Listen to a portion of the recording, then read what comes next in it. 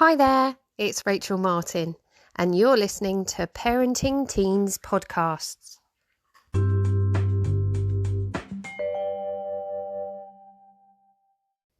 In a pretty little town, in a pretty little house, lived a bright and ambitious teenager named Alex. With exams looming, Alex found themselves drowning in a sea of textbooks, notes, and a feeling of constant pressure to excel. Their bedroom walls were covered with sticky notes, flashcards, revision timetables, all showing the reality of the overwhelming burden of academic expectations on them. Alex's parents, Sarah and David, had noticed a change in their usual cheerful teenager. Okay, that may be a stretch to say cheerful, but they definitely were aware that something had changed.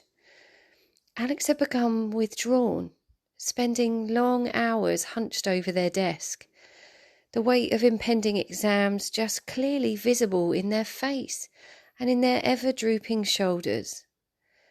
Sensing their child's distress, Sarah and David decided maybe they should intervene. So one evening, as Alex sat at their desk as normal, Sarah gently knocked on the door and entered. She noticed the wary expression on Alex's face and the pile of crumpled papers beside them. Sitting down beside Alex, she placed a comforting hand on their shoulder and asked, "How are you holding up?" "I'm fine," responded Alex. Sarah looked and nodded as she saw the complete mismatch between these words and the look on Alex's face when they said them.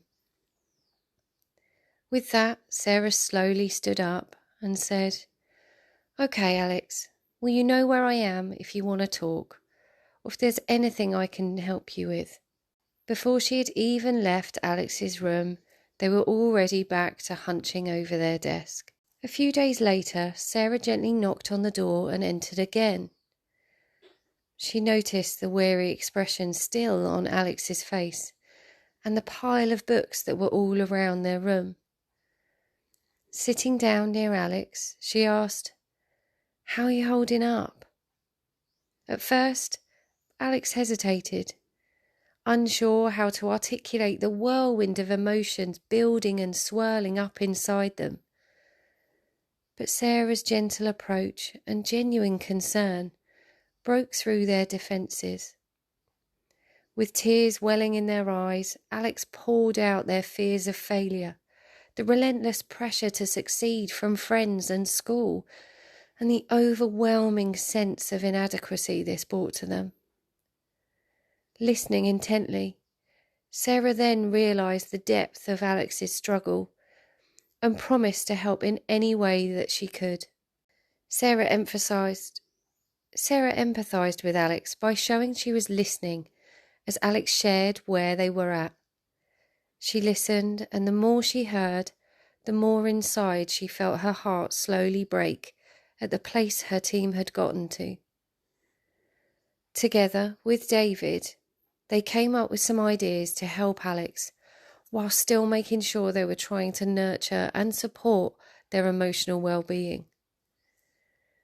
The following day saw a bit of a transformation in Alex's routine, and instead of endless hours of solitary studying, Sarah and David encouraged Alex to take regular breaks. They encouraged any kind of physical activity that wasn't more revising or pressure, and tried to help them to pursue any hobbies that they enjoyed. They also enlisted the support of a tutor to provide additional help and guidance, and they hired an amazing teen therapist called Rachel to help Alex offload their emotions. Okay, that part's not actually true, but you can't blame me for putting in a quick plug. But with all this support, life started to change. And little bit by little bit, there was less doubt, and more significant change came. And there was a shift in perspective for Alex, which had come partly from Sarah and David. They emphasised the importance of self-care. Their focus shifted from grades to effort, And they talked about learning setbacks and the difficulty that comes with these exams and the pressure that we can put on ourselves. They explained there weren't any expectations and they were there to help and support in any way they can. They reminded Alex that their worth is not defined by exam grades, but by their character, by the effort that they're putting in, and for their capacity and want for growth. Basically giving a message that if they're trying the best they can, that's all that Sarah and David wanted. And as exam days arrived, Alex faced the challenge with a little bit of confidence. The day of the exams was still beyond normal tense, but they arrived at school armed with the support of their loving parents and a whole renewed sense of self-belief. They navigated the test with a calm but determined approach, and then had many conversations with their parents, reliving everything that came up. And when the results were announced, Alex's beaming smile spoke volumes. Though the grades were important to them, what truly mattered was the journey of self-discovery and the unwavering support of family. In the end, Alex emerged not only victorious in academia, but also in the battle against their inner demons. And as they looked towards the future, they knew that whatever challenges lay ahead, they'd face them with some courage, try and be resilient, and knowing there was an unwavering support from their parents by their side whenever they needed them. So why do I tell the story of Alex and their exam stress? Well, it's just one of the scenarios that I see quite regularly with teens and academic pressure. So why did I share the story of Alex and their exam pressure? Well, this is just one of the scenarios that I have seen and have worked with teens on before, and it's something that I see parents struggling with a lot. So in this episode, I wanted to explore effective ways to reduce this pressure. I've got 3 practical examples that might well help you and 2 slightly more unusual techniques, because if you're listening to me regularly, you'll just know that's how I am. The story of Alex was designed to help you see that academic pressure can come from anywhere, but you can help your teen when they're struggling with what's going on at school. It's because high levels of stress can very quickly lead to burnout, but they're also hugely linked to anxiety and depression.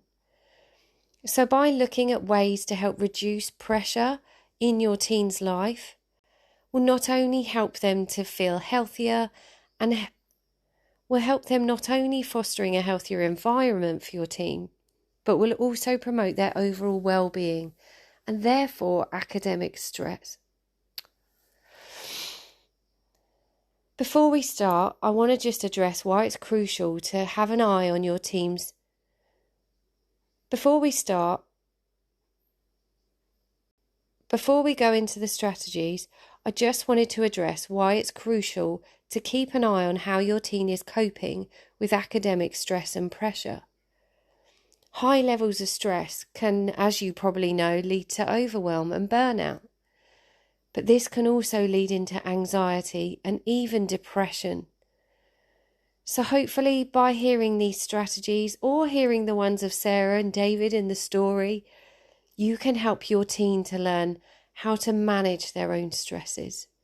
You can help reduce some of this academic pressure, and you can help create a healthy environment for your teen that will help promote their overall well-being, but also help them with understanding what academic success is, and that it is way more than just the numbers they get on the page at the end of an exam. So let's get into these 3 practical examples to help you reduce the pressure on your teen. As said in the story, Sarah and David really went in on emphasising effort over outcome. And that's my first strategy. It's to shift your focus from grades to effort. Encouraging your teen to set realistic goals about what's doable, and then you can help them by celebrating their progress along the way. by you showing that you value their hard work and their effort to learn, revise, and carry on with what's a really difficult situation is so much more beneficial than getting them to see or focus on the grades. What you're doing for them there is helping them fostering the slightly cringeworthy but important growth mindset. You're helping them realise that they can actually change these grades if they focus on their effort, if they focus on their progress. You're helping them to understand the connection between focusing on effort builds your results. Whereas if you focus on results, it just kills your effort. And that results aren't the only thing that matter. And as you say this to them, they probably won't believe it. But when they get their results on results day, it will be something that they'll look to lean on if they don't get the results that they wanted. Another practical approach is to promote a healthy balance between school and other aspects of their life. You can encourage your teen to engage in things that aren't academic, hobbies, socialising with friends, playing on their computer. The need for balancing academic work with enjoyable activities really will help reduce stress and will help prevent them going into burnout. And let's be honest, who doesn't want their teen to go into work with a healthy work-life balance outlook? So yeah, right now I am advising you to tell your teen to get back to making TikTok videos or having a break and play on their computer, because this balance is really important. The downtime is so important, and it's what will ensure that the study time they actually put in is worth it. Because trust me, any teen in a situation of burnout or overwhelm can make it look like they're revising, but in reality, they won't be taking anything in at all. And my third strategy is time management skills. And it's not something that teens necessarily feel like they're going to need. But when it comes to managing schoolwork, self-care, and doing any kind of revision, time management is really quite important.